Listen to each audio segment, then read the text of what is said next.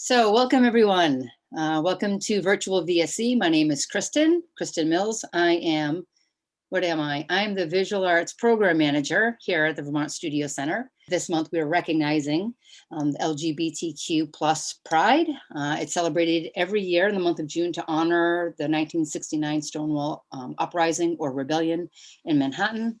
It's a way of commemorating and to recognize the impact that the lesbian, gay, bisexual, transgender, queer, two-spirited, plus individuals have had on history locally, nationally, and internationally. I'm proud to say I'm one of those people, and Ernesto may talk about that as well. I will read Ernesto's bio, and then I'll let him take it away. Ernesto Pujol works as a social choreographer. His interdisciplinary public projects are the result of entrusted ethical collaborations with gatekeepers and stakeholders in communities across the globe. Through a grounded psychic acuity, Pujol seeks the rich performativity of the human's conditions, ongoing desire for transcendence in the face of human rights violations and climate crisis. This is very exciting and I can't wait to hear more. Ernesto is the author of Sighted Body, Public Visions, Silence, Stillness, and Walking as Performance Practice, and Walking Art Practice, Reflections on Socially Engaged Paths. His group performances include Time After Us, Crossing the Line Festival at the French Institute, 9 to 5, the Brookfield Place Atrium, and Systems of Weight at Kunsthal, Osnabrück in Germany. He is a recipient of numerous awards. I'm sorry, I say he, I'm not sure if Ernesto goes by they or he. He is a recipient of numerous awards, including an Art Matters Fellowship, New York 2008, and an Interdisciplinary Artist Fellowship for the New York Foundation for the Arts in 2018. Past residencies include the Warnock Artist in Residence at the College of Fine Arts in Utah, Distinguished Visiting Artist in Tokyo, Japan, and at Oxbow in Michigan. And he was living in Philadelphia right down the street from me, although we'd never met in person. He's currently in San Juan, Puerto Rico.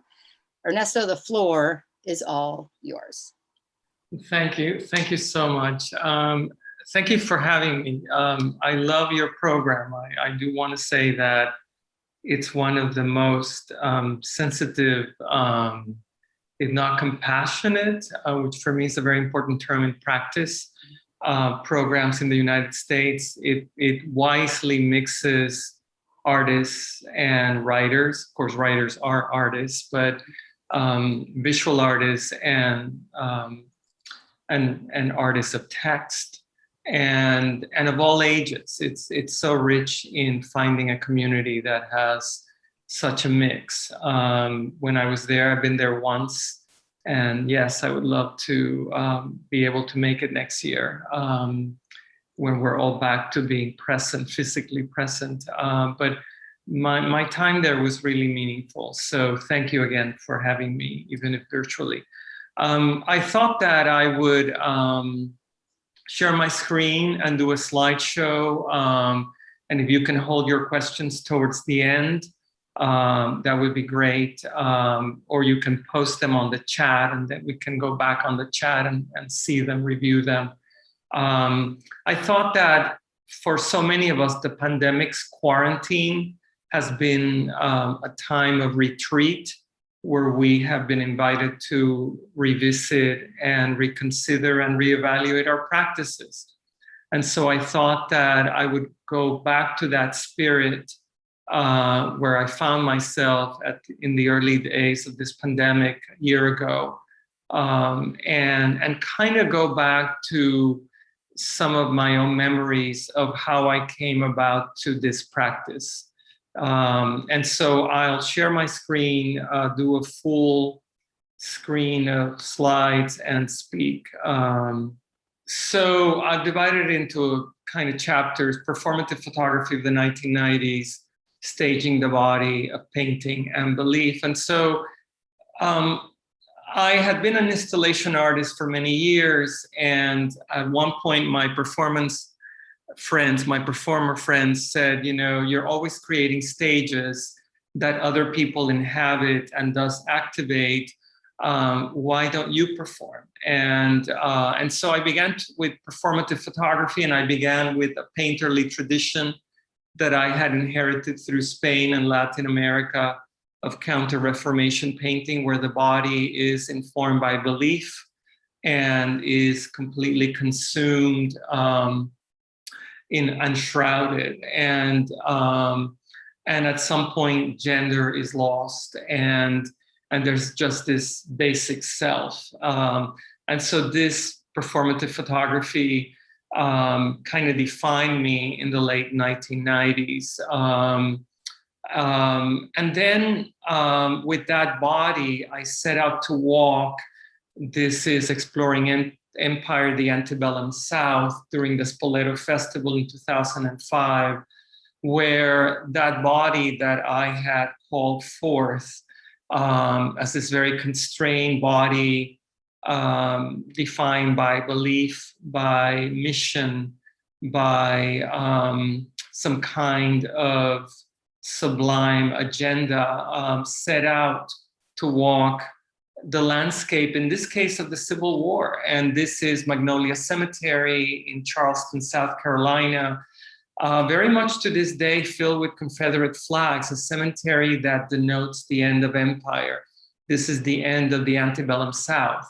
And you have this body, this missionary body, walking through these monuments in a very decrepit state, and responding to the letters of Walt Whitman, who had served as a nurse in Washington, D.C. to the wounded, and who wrote to his sister throughout. And there are these beautiful letters of Whitman from which I took words and cast in handmade glass. And so this walk was later turned into a photo-based and text-based installation where you followed the body through this landscape. And as you did, you read the words of Whitman that pointed it in different directions about grief and loss, and also that notion of empire that articulated slavery and through the South. And then developing a menu, beyond the walking, developing a menu. This is the Noguchi Museum in New York, a collaboration with my friend Leslie Dill, where I was invited to create a piece for the space, and was allowed access to the tools and materials of Isamu Noguchi. And I decided to do this pairing where we followed our breath. And we basically, almost like a human electrocardiogram, not done by a machine, but by our hand, the analog of the hand, we followed our breathing in these rice paper rolls. And in between, every 15 minutes, actually, during 6 hours, we would switch places so that our breathing mixed on paper. And we rang the Noguchi bell that he created right before he died, and he never got to ring. And so it was a beautiful, very contemplative piece. And then the Institute of Contemporary Art, and these are works that in the 90s and early 2000, where I was, slowly moving into group performativities, first exploring my own body and then integrating the audience, and eventually creating site-specific companies. This is the Institute of Contemporary Art in Boston, the first summer where the building opened on the water after being in downtown in the heart of Boston, where you don't feel that water, the Atlantic, you don't think of it as a coastal city. And so I was invited to relate to that water the way that the city had historically related. And I developed the character of a early 19th century seaman, and began to do pilgrimages from the museum to the 34 harbor islands. It has that many. I chose 5 that were very specific to the history also of the Civil War and the modernity of Boston. I would start in the morning in silence, take a ferry. People would follow me. What you're not seeing is the crowd behind. I don't like to consume my own audience in documenting pieces. I like to situate whoever is listening and seeing a lecture such as this from the point of view of the people who were there seeing me. And so here's me taking a ferry to, in this case, an active lighthouse, still active, managed by the US Navy, where I would gather water in a bottle that was the shape of that island, hand blown, and then bring it back to the museum as a kind of relic that was not exploiting the landscape, but that was trying to remember the landscape in a more sacred way, if you will.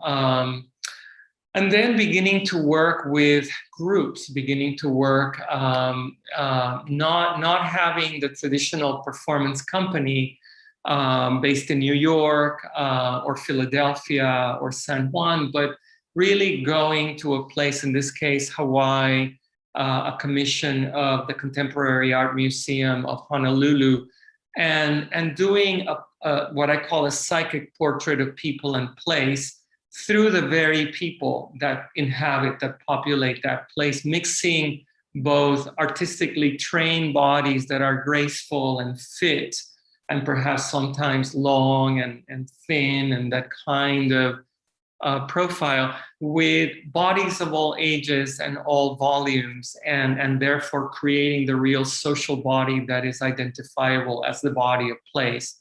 And in this case, we developed a piece called Speaking in Silence that had 19 performers performing simultaneously in 12 historically designated sites. We chose the color red because it was the color of the Hawaiian constitutional monarchy that was deposed by a coup orchestrated by US sugar planters and backed by the US Navy at the end of the 19th century. And so in dialogues with the Native community, we chose red as the color of the company. And even though one of the tools that I work with is silence, because for the Native people, as for the people of Puerto Rico, language is the site of cultural identity and resistance. We decided to carry a book, a small red book that was facilitated to us by the Kamehameha schools, the Native schools for Native children, that contain thousands of words in Native Hawaiian with their English translation.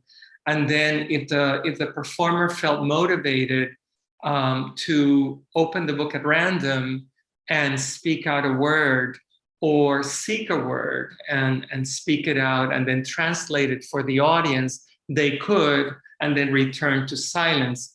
And this was out of the belief in Buddhism that silence is not the absence of words, silence is the absence of distractions. So if we exchange the right words, they come from silence and they enrich our silence and they return to that richer silence. And so the performance happened for approximately 10, 12 hours between sunrise and sunset. And you were given a map and you could go throughout the city of Honolulu and find the performers in these 12 actively simultaneous sites. The Iolani Palace of the last Queen of Hawaii, Queen Liliuokalani, the Botanic Gardens, and many other places. And these were sites of resistance. That performer that is at that site was arrested as a Native political activist on those very steps months before she was able to perform and inhabit those steps without being arrested, and simply inhabit them as the presence of the memory of a heritage that is lost to the commercialism of tourism there. And the Native community kept saying, nobody sees our Hawaii. They come to surf, they come to resorts, but nobody sees what we see. And so it was an effort at revealing the unseen. That to the left, to the viewer's left, is the Chinese cemetery of Honolulu, and to the viewer's right is the harbor where cruise ships come, and those two performers were inhabiting those sites.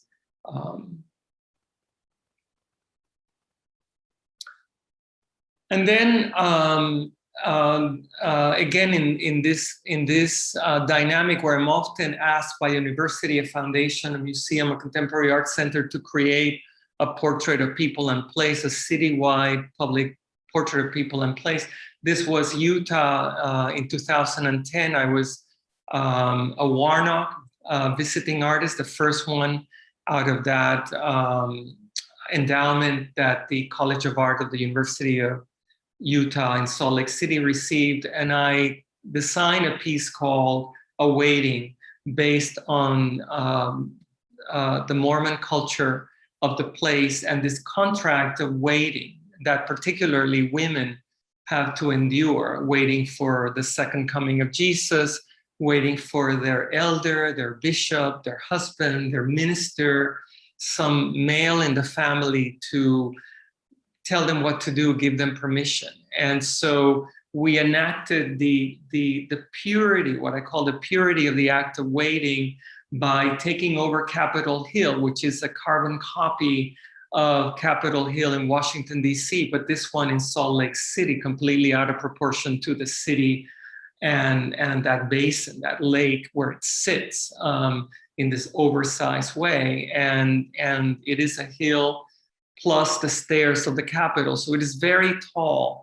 And we began to climb and descend the stairs at sunset. And we spent an entire evening, these Mormon and ex-Mormon women, enacting the act of waiting that defines their life. And it is a remarkable sight because from the top, as you can see in this evening photograph, you can see the entire city. So it gave the performers the view of their own life, of the place where they live.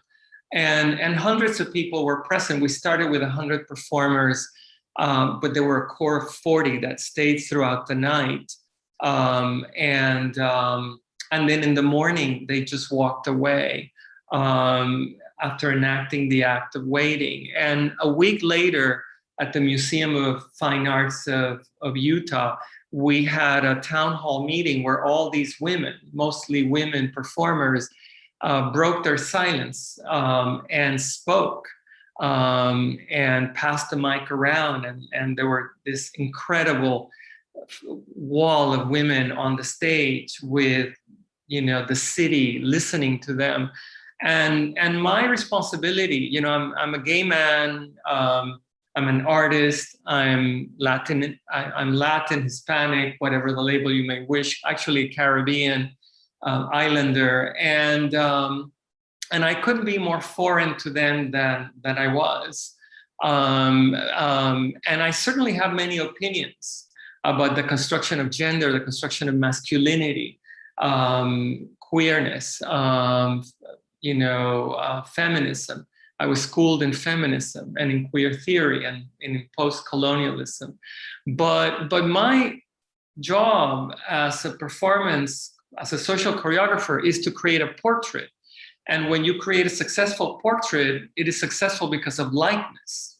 The conversation is about likeness. Does it look like these people or does it not look like these people?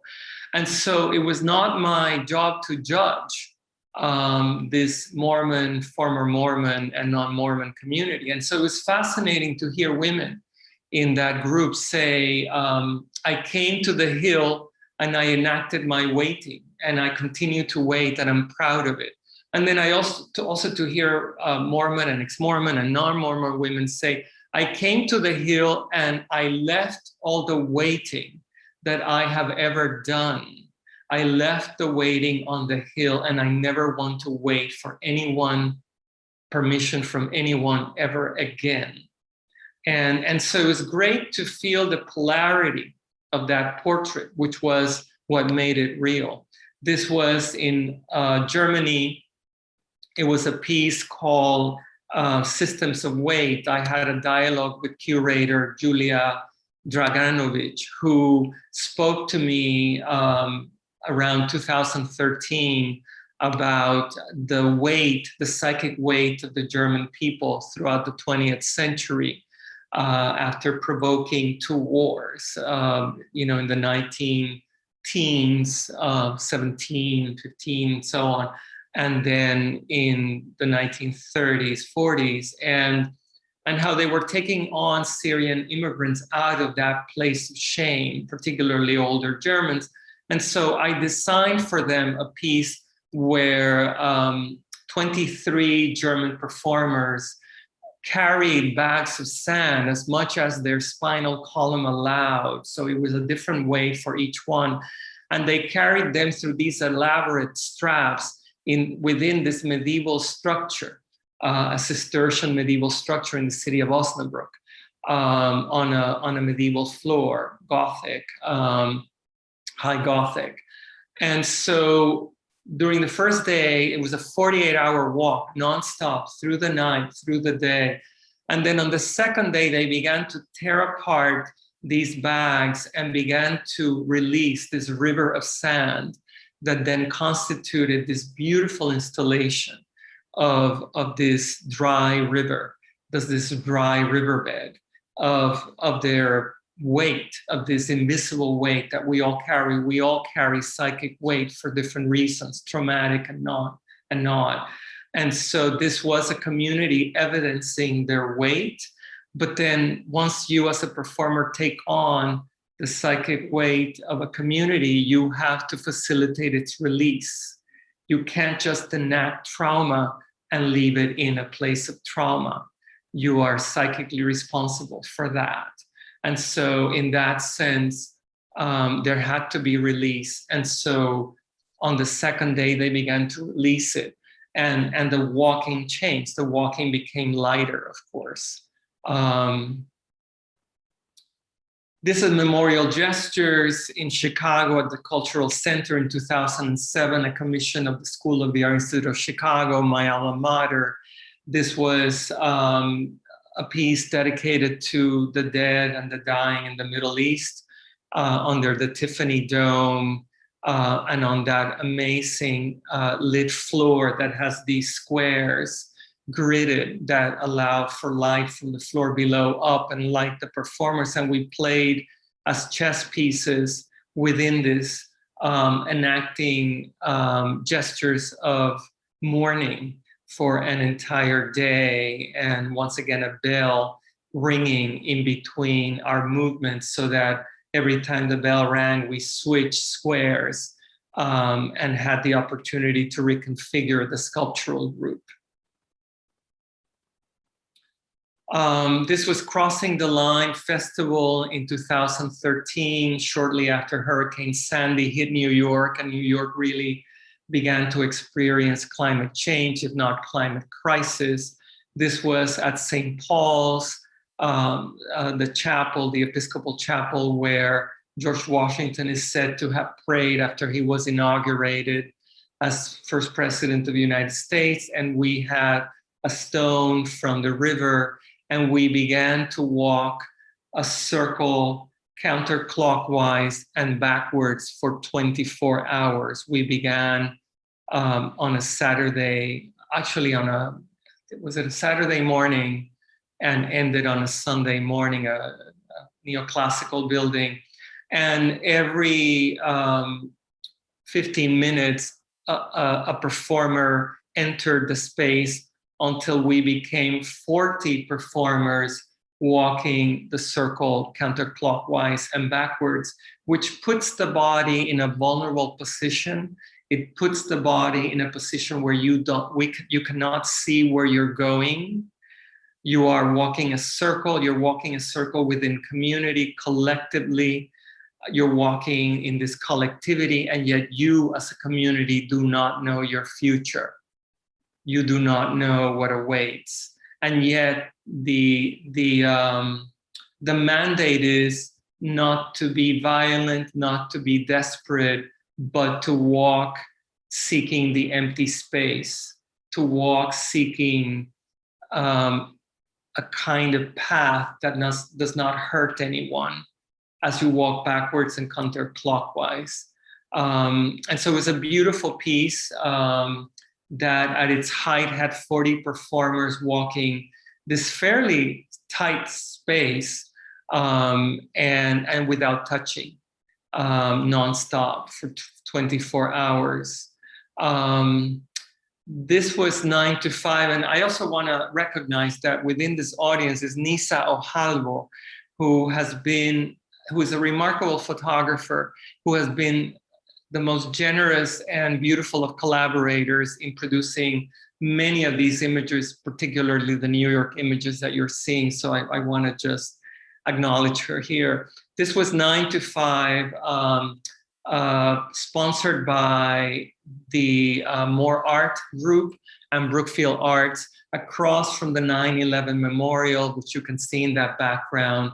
I'm very interested in the notion of blurring the line between performing and preparing for a performance, between doing social research and performing.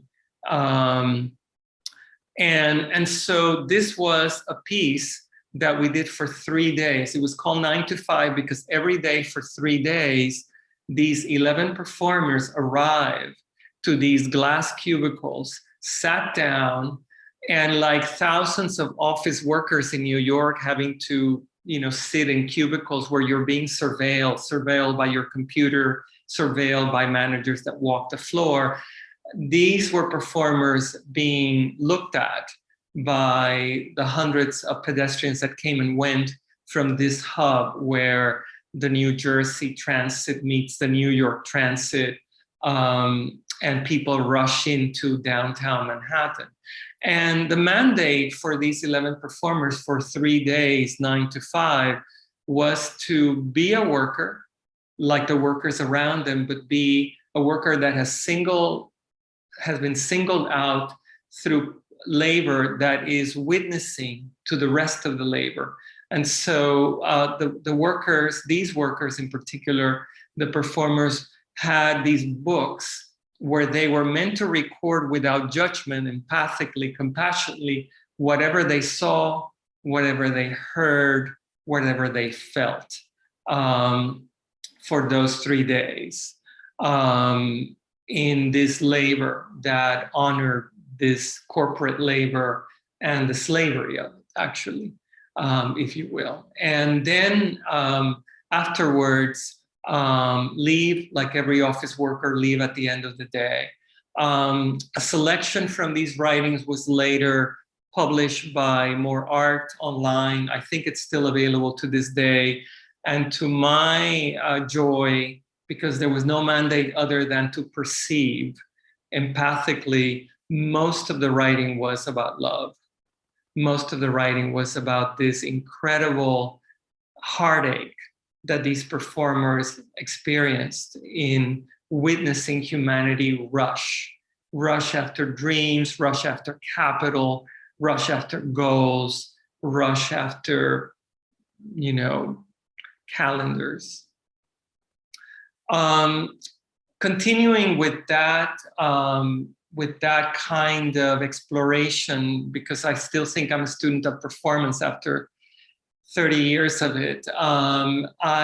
This was a piece commissioned by the Peace Festival back in Germany, the Peace Festival happening between the cities of Osnabrück and Münster, celebrating the 370th or 75th anniversary of the Peace of Westphalia, the treatise that ended the 30-year war between Catholics and Protestants, where about 6 million Germans died. And this is the very hall where the treatise was signed.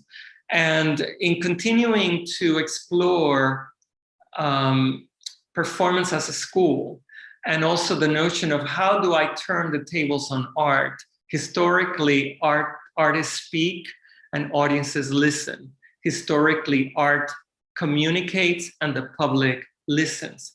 But what if the artist was a public servant, a public listener? What if the art work was a vessel for listening to society rather than to speak to society? So what if we turn the tables on art? And so I trained a group of mostly German and Turkish performers in listening skills. We sat in the town hall of Osnabrück in the very room where the Peace of Westphalia was signed, and we listened to people, to the citizens of these cities.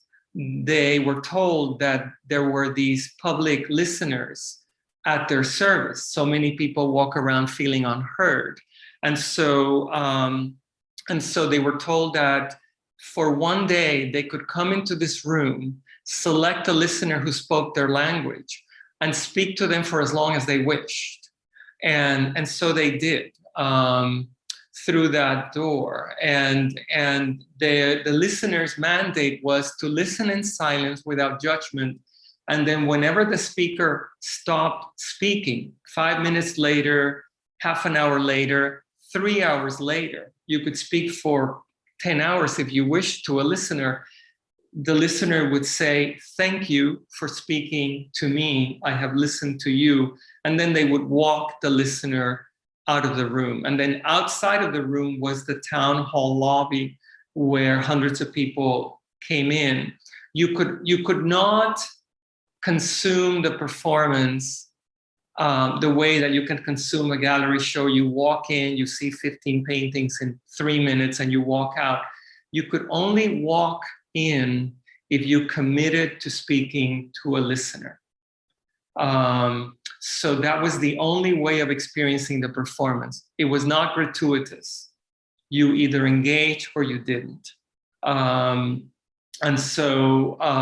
But at the same time, the room held, I think it was 11 performers at a time. So there would be, 11 people, 8 people, 9 people, what have you, at a time in the room, flowing in and out. And it was fascinating because I had the experience of people coming to me. I speak English, French, and Spanish. And people came to me and said, "I know you don't speak German, but I'm going to speak to you in German because I need to share a secret, something that needs to remain a secret, but that I need to release. I need to release it from my body to another body, to the air, but it needs to remain unknown." And so I had people speak to me in German and cry and growl. And then they thanked me and I walked them out, simply because they needed to be in an open place and to release something cathartically. And that was incredibly moving. Then we did the listeners in New York. We did them in a more labor-oriented way. The listeners spent 3 days walking through downtown Manhattan, identified with a badge. And who gets identified with a badge anymore? Janitors, nurses, people who do fairly rudimentary work. Who wears a uniform anymore in our society? Usually lower levels of labor. And so the listeners were given the mandate with a set of questions to go through the city and ask people their notions of listening. Did they feel listened to? Were they good listeners? Why? What constitutes a good listener? What moments in their lives have they felt the most listened to?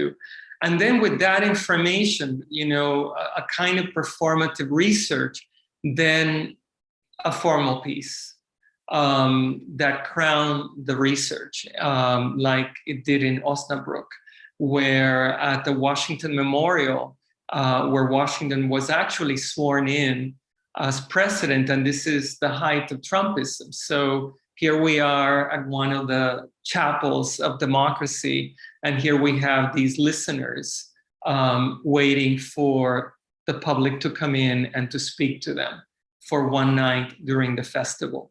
It was a beautiful experience. this time in Germany, I had been one of the listeners.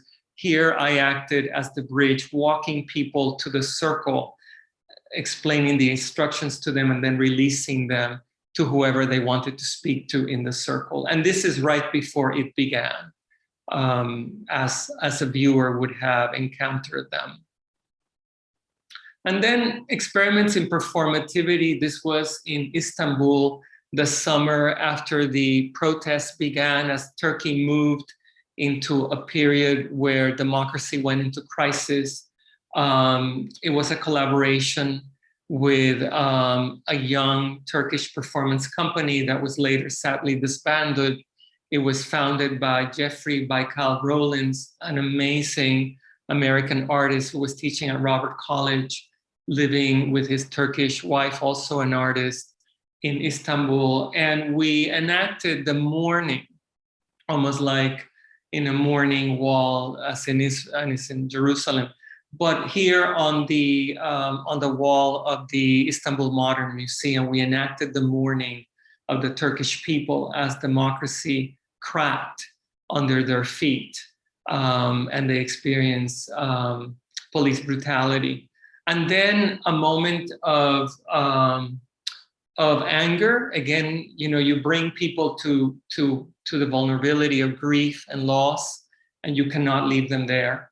And so a moment of releasing that, wearing these beautiful Sufi prayer shirts, and then going with the same company to Venice, where very few people seem to know that the pattern on the Piazza San Marco is actually a Turkish carpet pattern during the height of the exchange between Constantinople and the Venetian, city. And so we took the company there, and they manifested the Turkish design by walking it at the plaza as young Turkish performers, using it as a path to the past. And then I think this is the last project I'll share, keeping time. This was at the Salina Arts Center, probably the most theatrical piece I have choreographed. This was a piece called Farmer's Dream, where it was a collaboration with the Land Institute, which is engaged in restoring the prairie ecosystem. Wes Jackson being the founder, a MacArthur Fellow, a remarkable man. And we borrowed utensils, tools, remarkable 19th century tools from families whose grandparents and great-grandparents had been farmers. And we had these utensils perform us by taking them on. They gave us a farming body. In many instances, we work with these gigantic tools that my younger self, a good 16 years ago, with a grain sifter, a huge tool that looks incredibly dangerous, but is very light, and with which you basically stir the grain so that it airs and does not grow mold. And then performer Priti Gulati Fox, creating a kind of cornfield with ground grain on the floor of this grain storage place. So that for one night, it was called Farmer's Dream, kind of taking the Shakespearean notion of A Midsummer's Dream and bringing it to Kansas and having us in these beautiful whites perform the tools, having the tools perform us. And then this was in an open former grain storage space. And the community came and went throughout the night. Some people slept on the floor with us watching this. And here's a performer tilling the soil with this beautiful, enormous, heavy piece that made a really harsh sound on that concrete floor with its old blade. So that is a selection of projects. And I'd love to hear you. I'd love to hear whatever you wish to share, you know, from what you saw or whatever. Yeah, thank you. Thank you so much, Ernesto. That was amazing. I'm going to open this up, as Ernesto also just did, for questions. I won't jump in myself just yet. If you want to unmute, you're more than welcome to ask a question, or feel free to put it in the chat. I meant to direct this to people. If you're not sure where the chat is, it is directly at the bottom of your Zoom screen. But if you're on a device, like a phone, you have to kind of scroll to find it. So, but I will read any questions in the chat out loud.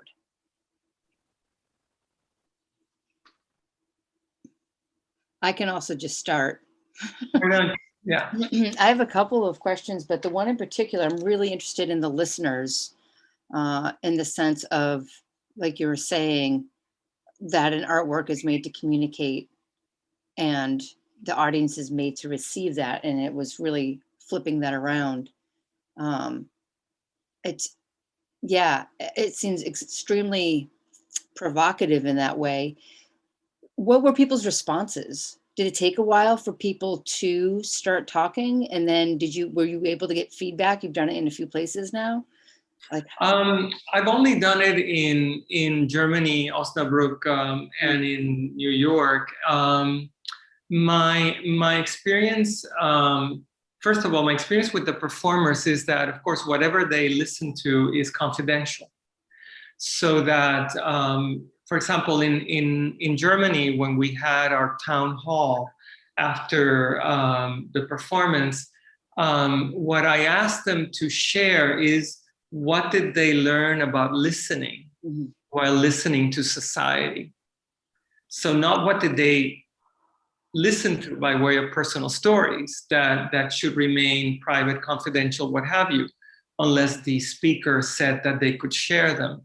But what else did they learn about the act of listening throughout that day? And most spoke about the need to be empathic. Many actually came around. A lot of the performers, both in New York and Germany, were concerned, well, what if I hear someone say I'm going to commit suicide? Right. You know, what if I hear someone say I'm going to kill someone tonight? You know, that kind of harshness. And I was very, I'm going to say, disciplined or rigorous in saying, you know, the world is filled with social workers, psychiatrists, psychologists, counselors, teachers, priests, ministers, and so on. Whoever comes here, unless they're coming here to shock you, wanting to see if they can shock you, you know, from regarding what they say, I am going to trust humanity a bit.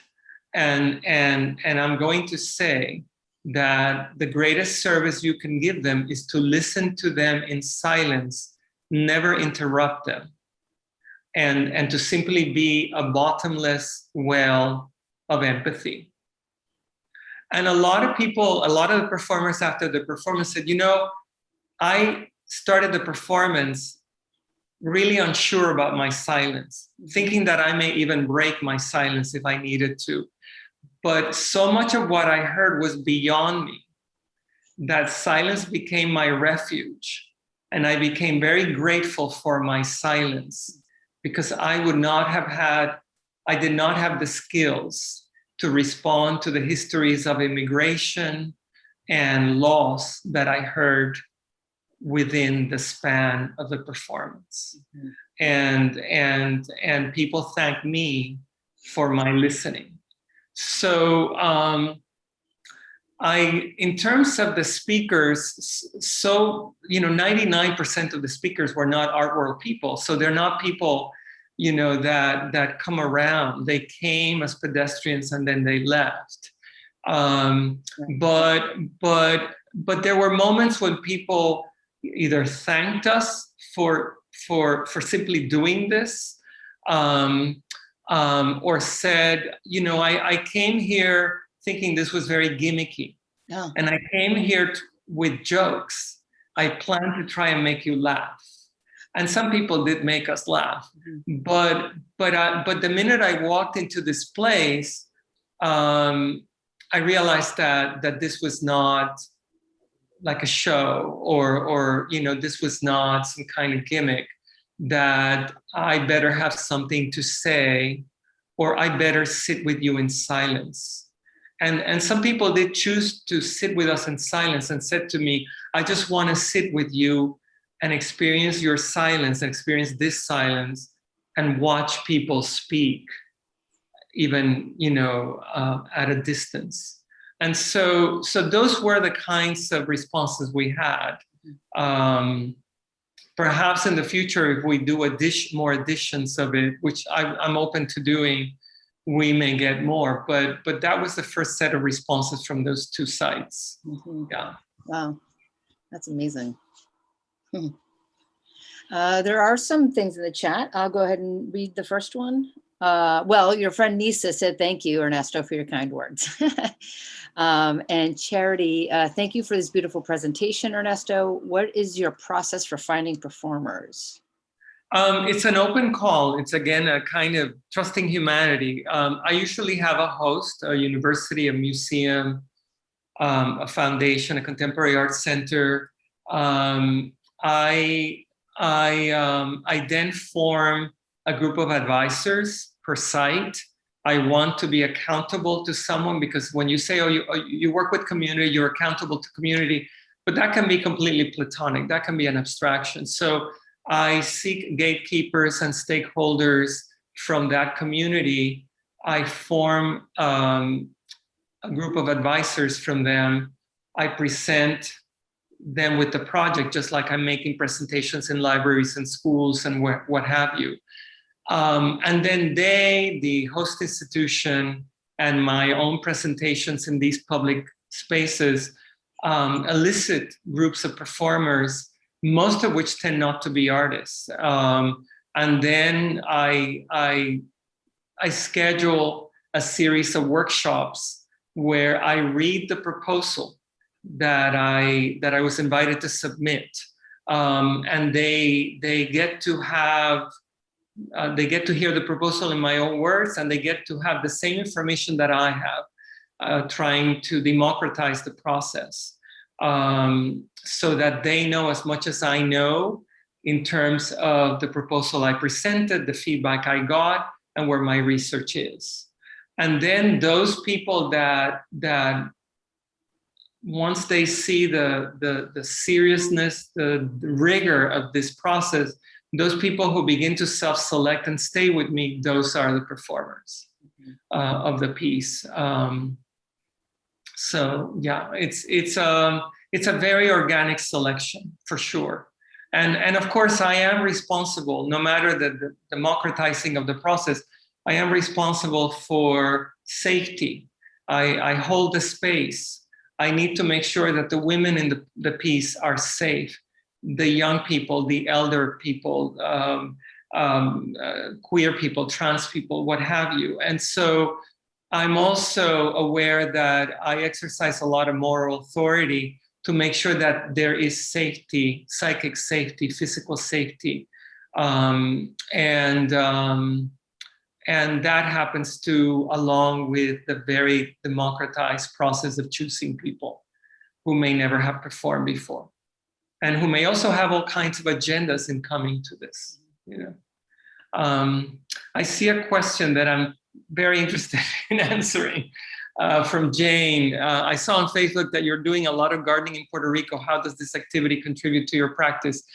You know, I am an interdisciplinary artist, and just like I choreograph performance, I also teach, I also write, and I have been collaborating with ecological groups like the Land Institute in Kansas and the Conservation Trust of Puerto Rico for years now, for 20 years.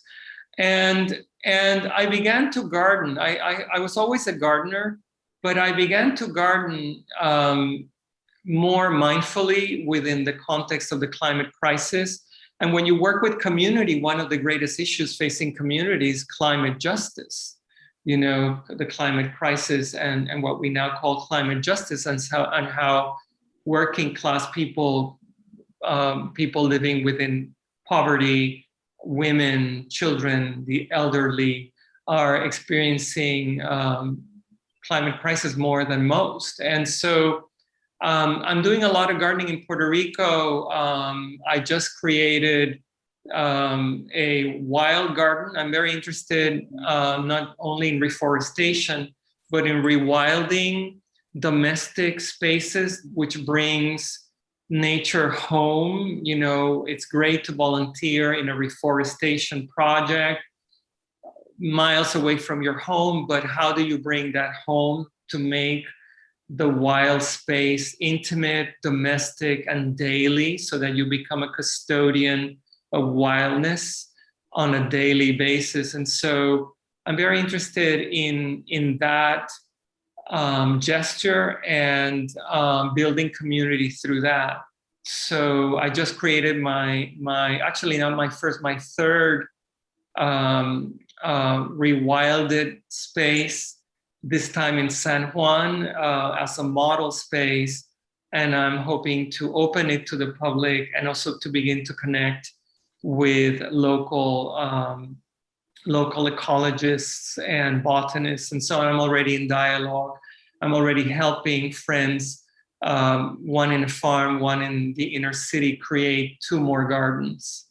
And I also think of gardening. Gardening is performative. Of course, everything is performative. Making coffee is performative, but ritualized. But I'm also thinking of gardens as the sites for performance once we get a network going.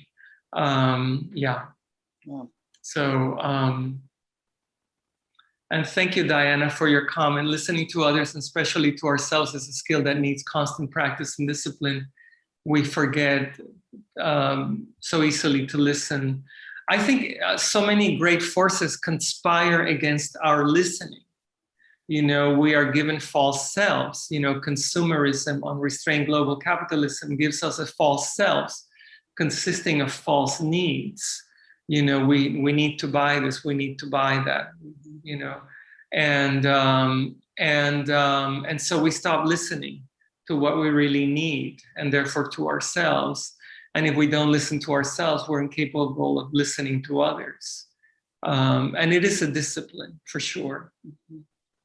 Yeah, I mean, I always say that there's a difference between hearing and listening. Yeah. Hearing is a sense.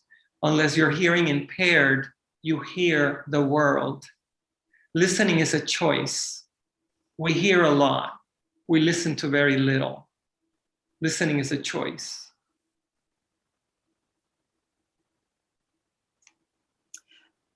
I'm just going to ask you something else. Oh, somebody came in. Go ahead. We can read that one.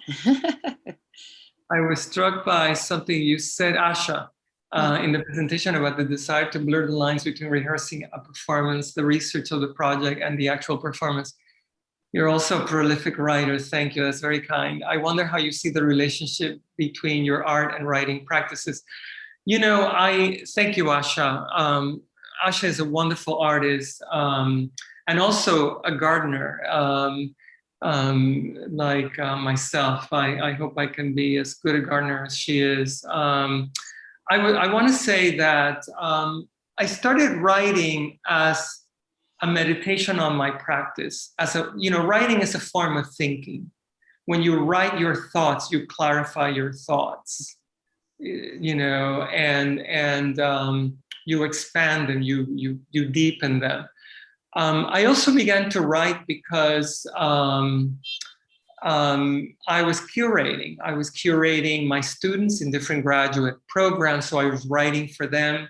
I was writing for friends who asked me to write for their catalogs, their work.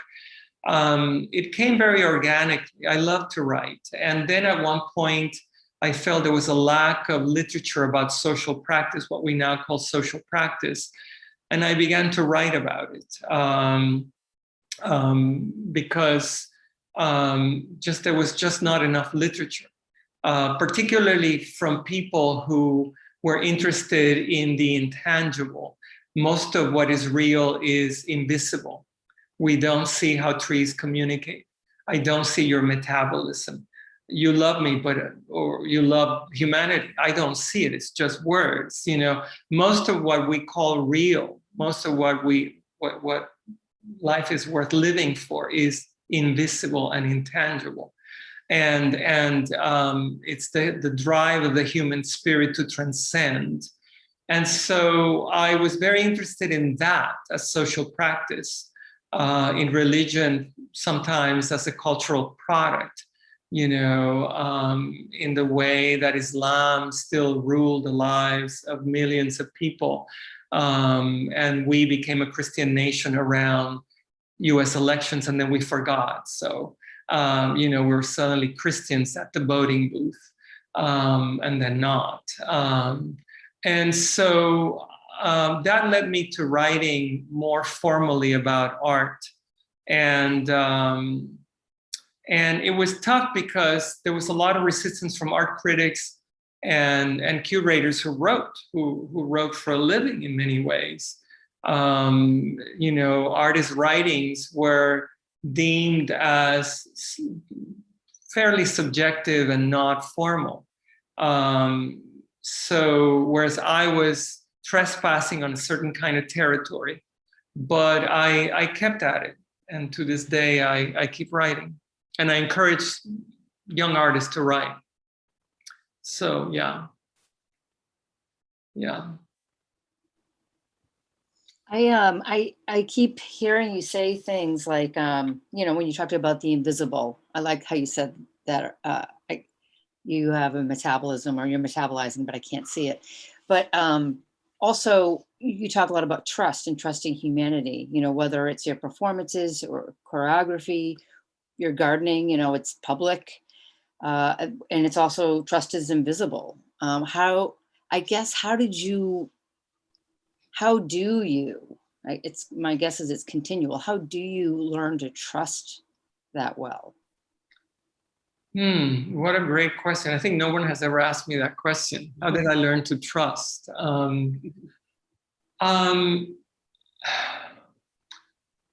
I don't know. So this is a very vulnerable answer, which is the only answer one should give.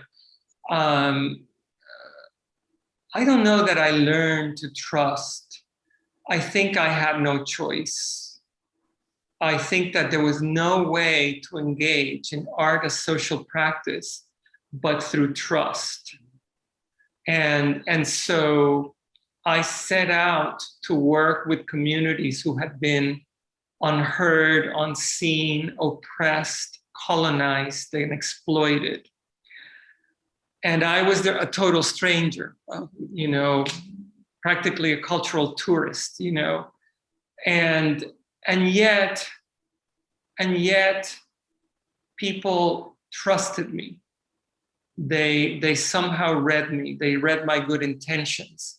They knew the curator who had invited me and who was a curator of place, a citizen curator who said, this man can be trusted. And so their trust triggered my trust. And the more they trusted me, the more they opened me to trust. But I would say that even to this day, trust is a heroic act. Trust is something you always risk, because it's not just about dreams, and poetic goals.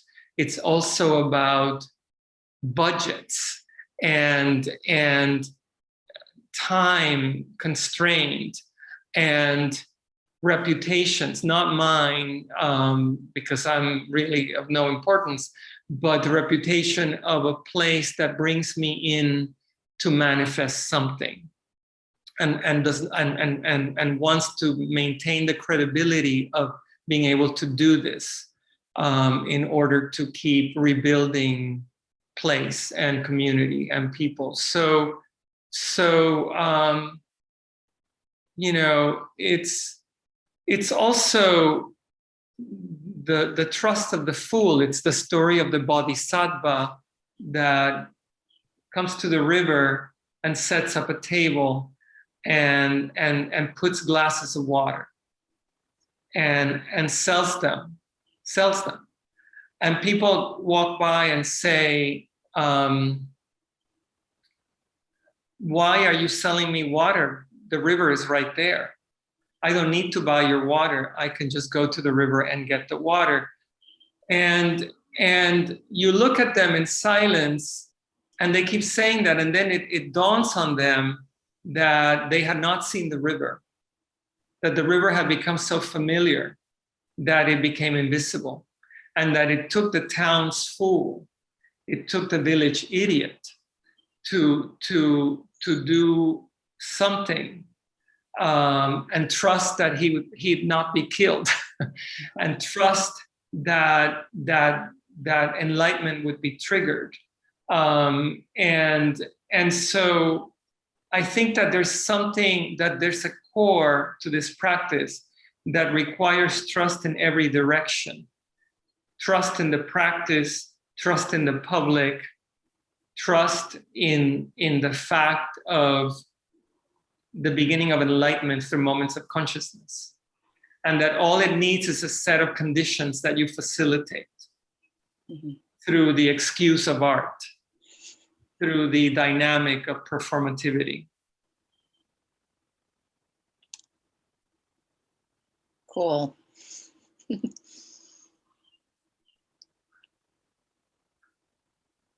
And so here is Victor. Gracias, Ernesto, for your work. I am a Puerto Rican visual artist. I was interested in the way you talked about silence. Can you explain on the Buddhist notion of silence that you said is absence of distraction?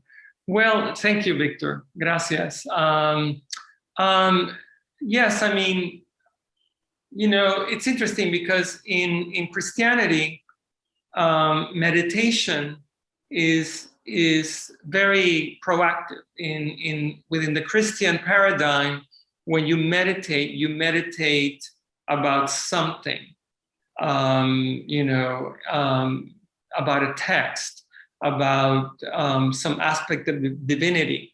But in Buddhism, so-called meditation is the emptying of the mind, is the no mind. It's achieving complete and absolute silence of image and thought, the absence of distractions, even so-called good distractions, like the distraction of God, you know. And so in that sense, silence in a culture of distraction and a culture of spectacle, as Carol Becker has written in some of her wonderful books, to achieve silence is countercultural, is subversive. You know, I mean, so many people during COVID, during the early days of the pandemic, imploded because so many people have lost the existential skill of inhabiting silence and inhabiting solitude. Inhabiting silence is an existential skill. You know, it's in silence where you can rest the mind, reacquaint yourself with your deeper self, reacquaint yourself with nature, and just become a vessel for the universe to fill it in unimaginable ways. And so silence, I know, I mean, it's interesting because for many of us who have been colonized, and I'm still decolonizing myself to this day, silence can be punishment. Silence is shut up. You know, to be silent is not to have a voice. To be a people without a voice, you know, and enforce silence, like a curfew. But to me, once you take control of yourself, your environment, even if the self is an illusion, but of the illusion of the self, the sense of nature, environment, once you take control of that, then silence stops being a punishment, and like listening becomes a choice that can be a sanctuary, where you can flee the distraction of the culture of spectacle and recharge, if you will, and create deeply as you can.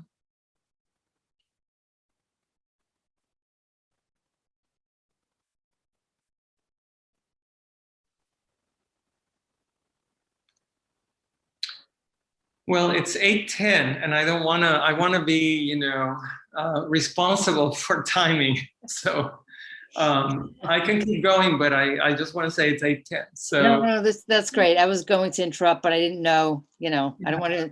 I didn't want it to be a distraction. Well, no, never. If anybody has the last question, otherwise it's a good night. Anybody else?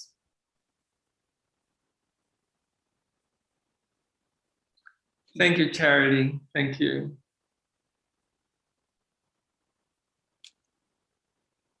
Well, once again, I want to thank you. I want to thank Vermont Studio Center for really hosting remarkable exchanges. When I was there, I had probably my most remarkable exchange was with a writer who was in her 70s. Mm-hmm. And we spent so many hours just talking. And so it was really lovely. I think you really offer something that is very countercultural to the art world, even as it is within the art world. Mm-hmm. And so I want to invite everyone to apply, and to keep supporting the center in every way they can. Yeah. Well, thanks for saying that. It's good to hear that. Sometimes it's easy to forget what we do, especially during the pandemic. It's so thank you for that. Thank you. But yeah, well, thank you everyone for being here and for your questions and for your time, Ernesto. And I will bug you to get you here in person. Okay, very good. Thank you all. Have a good night. Have a good rest. You too. Bye-bye. Bye.